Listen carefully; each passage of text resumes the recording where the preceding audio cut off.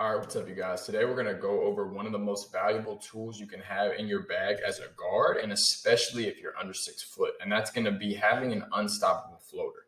Now, one of the main keys to having an unstoppable floater is you need to be able to find and recognize the pockets of space in the mid-range. You need to be able to see the space and find out ways to attack it, figure out how to get to that spot. Don't rush to collapse the space in front of you. Stay patient and probe. That way you can allow the play in front of you to develop and see where the space is going to be. Now, you're going to see this throughout a couple of clips. We're going to watch my guy, Trey Pulliam from San Diego State, who, in my opinion, has one of the best floaters in all of college basketball. So as you see on this first clip, he comes off of this ball screen, and he instantly puts his body into his defender and then gets right to that space in the mid-range and just puts it up before the defense can even react to it. He does that really well. I'll get into a little bit of a detailed breakdown of why this little right-left hop when you're shooting the floater with the right hand works very well. But you see he does it again here. He gets re-screened, and then as his defender's trailing, he just pulls up for a nice little floater from the free throw line where a lot of people would have pulled up for a jump shot. Here he sees the space is right here in this little middle area.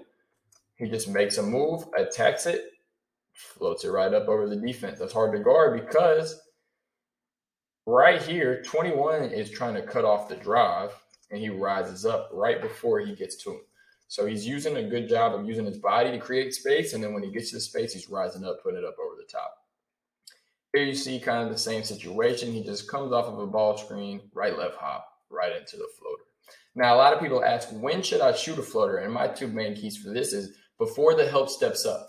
You beat your initial defender on the drive or maybe off of the ball screen, and the big man or the help side defender is still sagged low, but he may be making his way towards you. Put that floater up right over the top before he can get his outstretched hands on the ball. And then also when the on-ball defender is on the hip or tightly trailing, this is an opportunity to get a floater on as well because you can't get all the way past them, but you still have the right angle to get that floater off, which is what we're going to be talking about here in these next couple clips. So as you see here, he comes off this ball screen. As he's just for a second, puts it down, goes off of 1 foot this time. So we'll show it again full speed. Nice little hezzy, drop, go. Easy bucket in space. This time he comes off, and this is where we're going to show you that the defender is trailing and also tightly on his hip. So it's a little bit of both. He's behind him and on this outside hip. And the help defender is still a tiny bit low. Again, he just pulls up for this free throw line floater. So he's right here, and this right-left hop, as you can see, what it does is it keeps the ball protected by your body so that this trailing defender right here can't get to it. He can't get to the ball unless he goes through your body. It's going to be a foul, and it's going to be very hard to contest. And it's hard for this defender right here, the help side defender, to predict what he's going to do. He could go into a jump shot if he wanted to. He could eventually lob if this guy stays hugged up and this guy rolls. He could lob it to the backside. It just opens up various options. And it's unpredictable because it's at the last second. As the ball's coming up, he gets into that hop and gets into that floater. Now, that kind of leads us into key number 2, which is be unpredictable getting into your shot. Whether it's waiting until the last second to explode up or making a quick move to put the defender on their feet, on their heels, just find a way to keep them guessing. We're going to see in these next couple of clips various different ways to get into that floater. And if you know how to do all of them, it's going to keep you open to unlimited options. And that's going to actually be point 3 or key 3 as we talk about it. But you see there, he went with that right-left. Now this time he hezzies and goes into a left-right.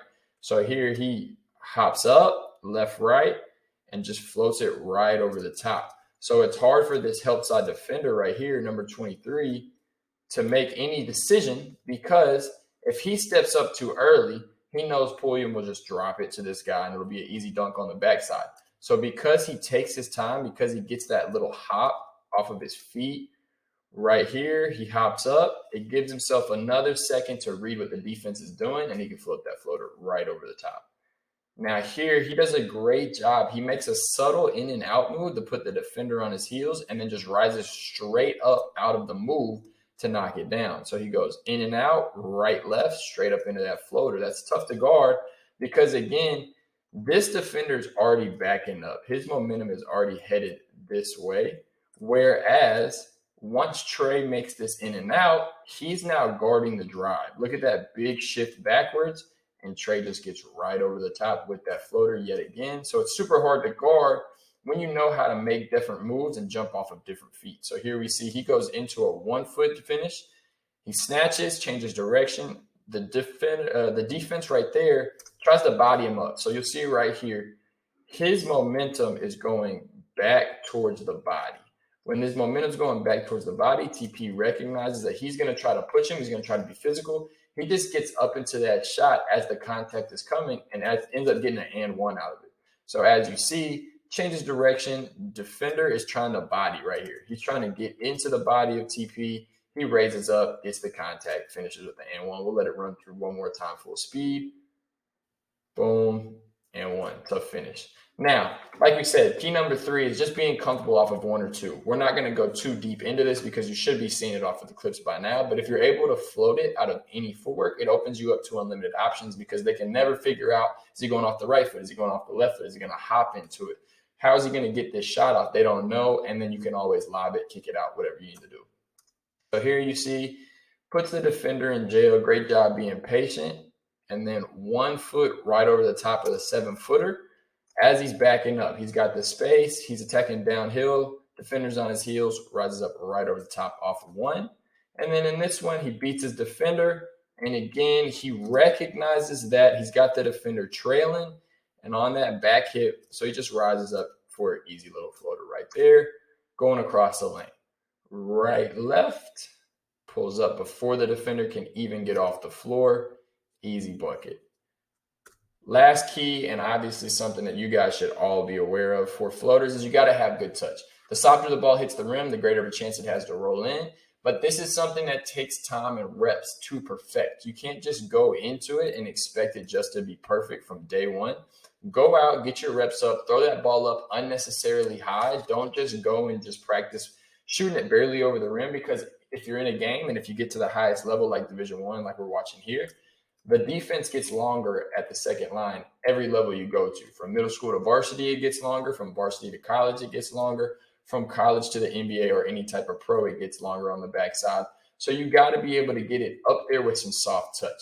But that's basically my main keys to having an unstoppable floater. I hope that this video was beneficial to you guys, maybe helped you, realize how important it is to have a floater in your bag. And I hope that you learned some things. And I'll see you guys in the next video.